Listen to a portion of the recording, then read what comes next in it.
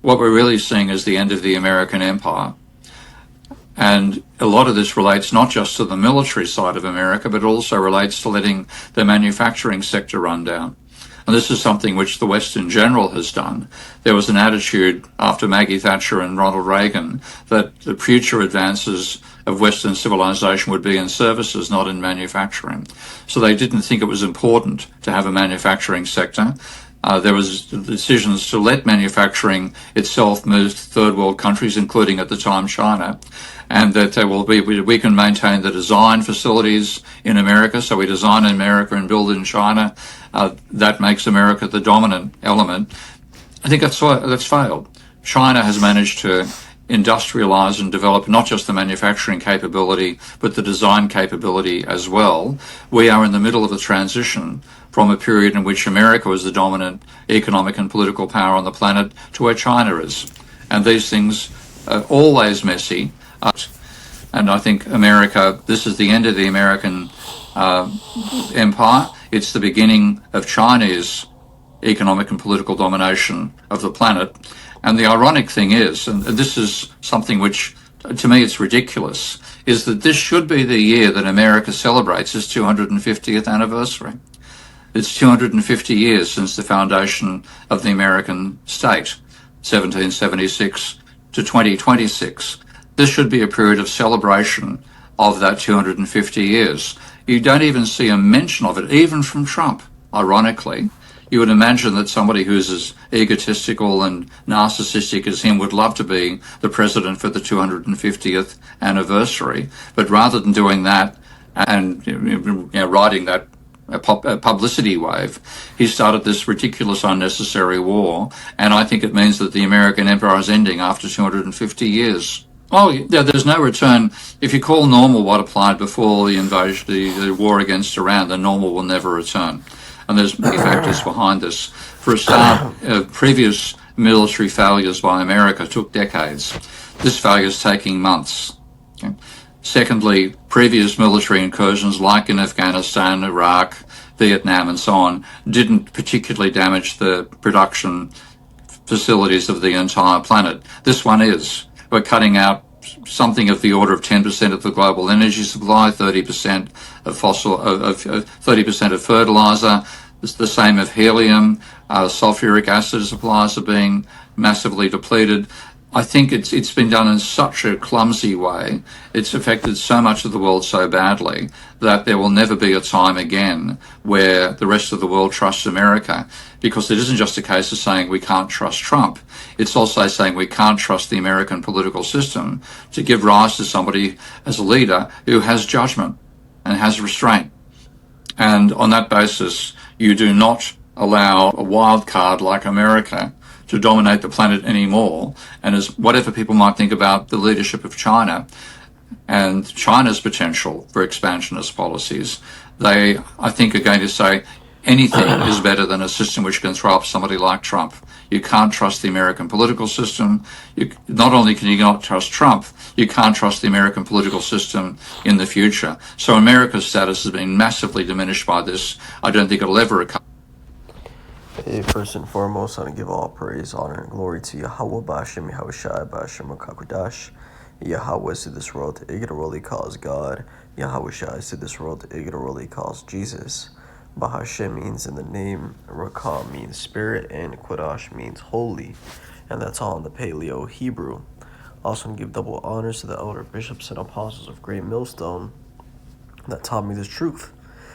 This is Psalm chapter 64 and verse 8. It says, "So they shall make their own tongue to fall upon themselves. All that see them shall flee away." And that's what we're seeing right there. Is you just heard that guy right there. Seems to be an Edomite, talking about how America is collapsing and that there is no going back to normal. Right? It's only going to get worse. So, this is something that the prophets have been speaking about for over 30 years now, ever since the Most High, he essentially reintroduced this knowledge, to the world, to the masses, as it is. And it's been the same message, completely the same message of how America, Babylon the Great, is going to fall. and it's going to fall by the way of thermonuclear missiles, and it's going to fall at the hands of every single nation. Even its own allies right now are going to turn upon this place, and that's the end of it. Okay, so let's get another scripture. Jeremiah chapter 50 and verse 22, it says, "A sound of battle is in the land and of great destruction. How is the hammer of the whole earth cut asunder and broken? How is Babylon become a desolation amongst the nations?" And that's what's going to happen, right? Babylon is the hammer of the earth right now. Okay, every single nation in the eyes of Babylon is a nail, and they're just striking them down. Oh, you don't want to come with us? Bang, missile. You don't want to come with us? We sanction them, right? So America is the big bully of the whole world, and the world's getting tired of it, right? The world is starting to retaliate. So eventually what will happen is this hammer is going to be broken, okay? Of so much forcing, so much striking, that handle is going to collapse, okay? So it says, "I have laid a snare for thee, and thou art also taken, O Babylon, and thou was not aware. Thou art found and also caught, because thou hast striven against Yahweh." Salakia. Okay, so this is ultimately, from the Lord.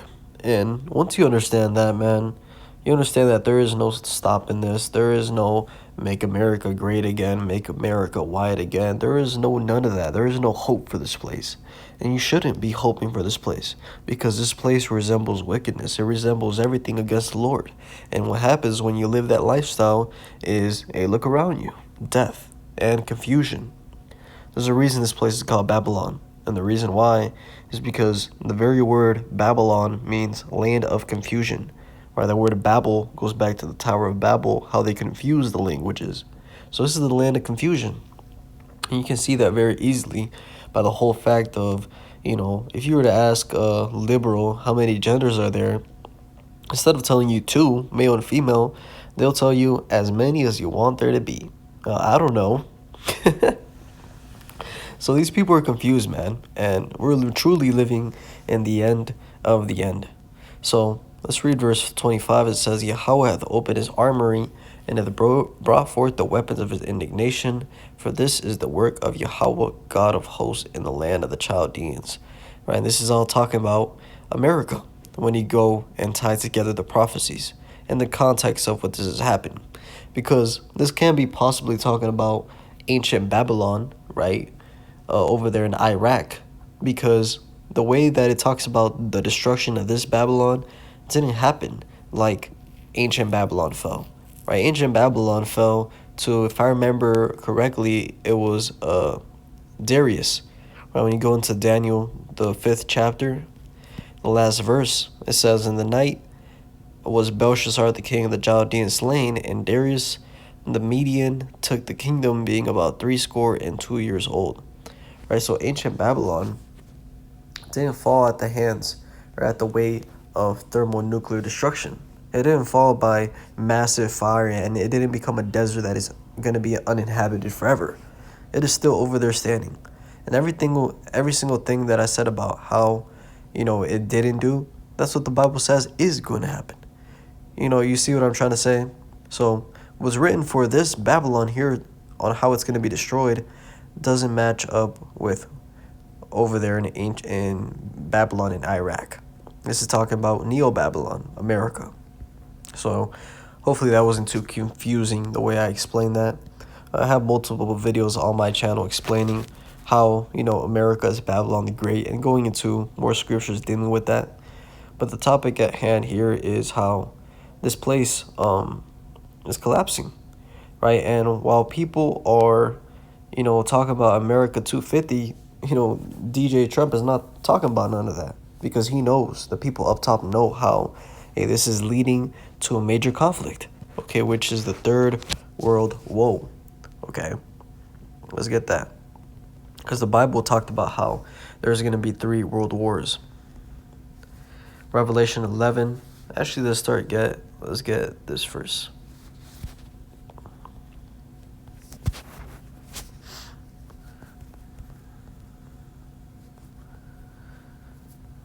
So Revelation chapter 8 and 13, it says, "And I beheld and heard an angel flying through the midst of heaven, saying with a loud voice, Woe, woe, woe to the inhabitants of the earth, by reason of the other voices of the trumpet of the three angels were yet to sound."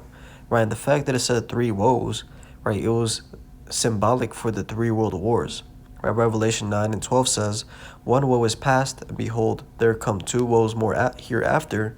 Revelation 11:14 says, "The second woe is past, and behold, the third woe cometh quickly." And that is the time period that we are in, right? The third woe is coming quickly. And as the scriptures say, the least of the flock is gonna draw Babylon. These Israelis being the least of the flock, they're gonna draw America to World War III.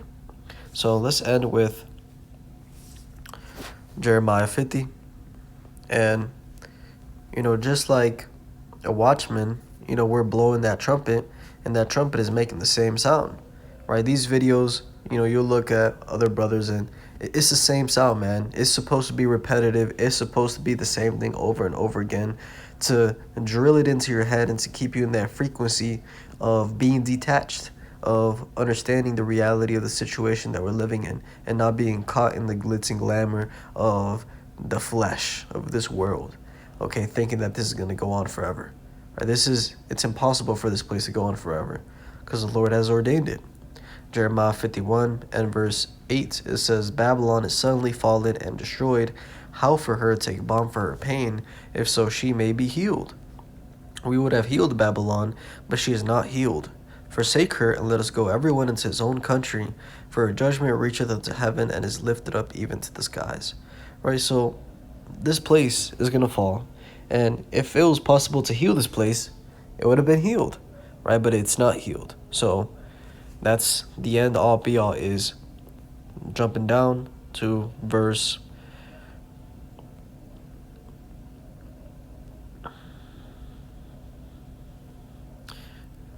in Jeremiah 50.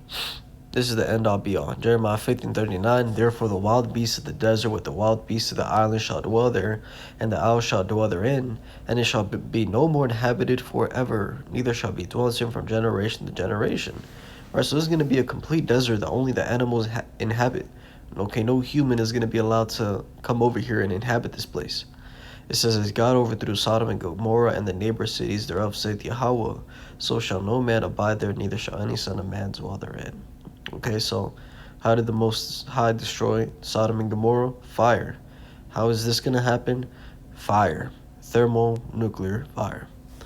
So hopefully this was edifying. With that, I give all praise, honor, and glory to Yahweh, Bashem, Yahushua, Bashem, Kakudash, and double honors to the elder bishops and apostles of Great Millstone at time of this truth.